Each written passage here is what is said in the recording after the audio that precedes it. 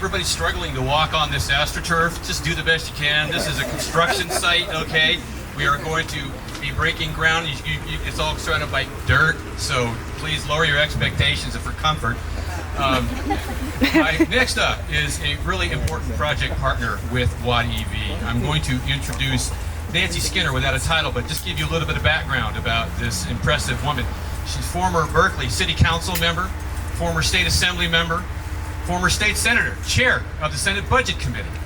Now she is the commissioner at the Energy Commission in charge of vehicles and fuels, advanced automotive, everything.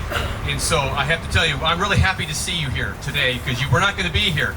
Unfortunately, you had this little pink cast on your wrist. It prevented you from traveling, but we really do appreciate you being here. So without further ado, Nancy Skinner.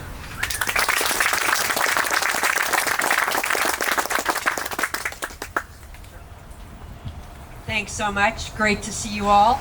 It's a pleasure to be here. I appreciate WattEV's invitation, and of course I'm sorry that I missed that port trip that was just referenced. I'm glad to be here. And very proud to represent the California Energy Commission. We, it's sort of interesting to coming full circle. While I was the Senate Budget Chair during a period where California had very healthy revenues, we, the legislature and the governor, invested a lot of funds that the Energy Commission then had responsibility to administer to support our goals to move to zero-emission transportation. And a lot of that funding was to support infrastructure, charging infrastructure, so that all vehicle operators, whether medium-duty, heavy-duty, or passenger, would have the confidence that if they transition to an EV, that there would be reliable and accessible charging. So, now I'm in the Energy Commission, and I oversee the division that oversees all of those grants, and we were very proud to award WattEV $16 million under what's called our Critical Paths program, and that money has helped fund not only this site here that we're in Oakland, but also the Stockton and Fresno. Let's see, was it all Stockton and Fresno sites? Yes. Right. Yes, the Stockton and Fresno sites, so the 3 Northern California that have been alluded to. Now, the Energy Commission, our role is not air quality, and per se it's not even necessarily climate emissions. We're responsible more for the energy side and fulfilling California's goals for clean energy and that zero-emission transportation transition. However, we obviously are, we follow all of the statutes in California and the different critical issues. And when we think about our transition to zero-emission vehicles, the MD and HD space, so the medium-duty and heavy-duty space, as has been referenced so far, is one of the most important. And why? Because so many of those vehicles are dependent on diesel.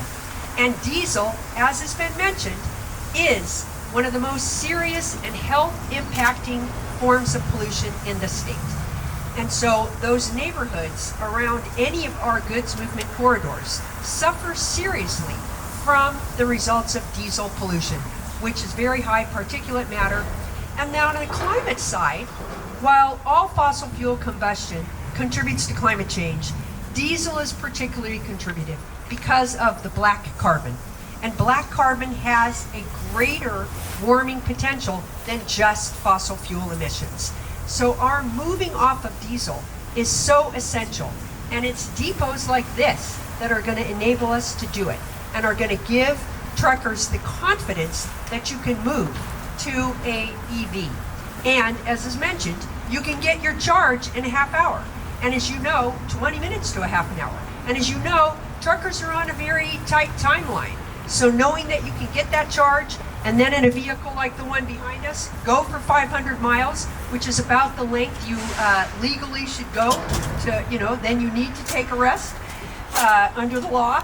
So then you would have another site that you would be able to charge at and have the confidence that you can fulfill your job and your duties in these great zero-emission vehicles. Which, if you talk to some truckers who use these now, the other thing it does is eliminates that vibration and eliminates a lot of the parts of driving a truck that are kind of uncomfortable. So I'm really happy that the CEC was able to fund this. I want to see more of these. So great success, wish great success to WattEV.